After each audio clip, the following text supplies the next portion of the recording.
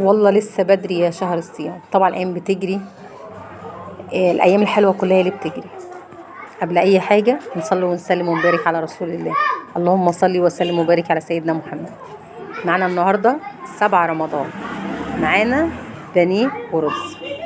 طبعا امهاتنا الافاضل واخواتنا إيه واقفين واقفين وقفه جامده جدا جدا جدا. ربنا يديهم طول العمر والصحه، يفضلوا معانا دايما كل سنه. السنه دي السنه 13 في وجبات اطعام الغير قادرين. عقبال يا رب السنين اللي جايه كلها.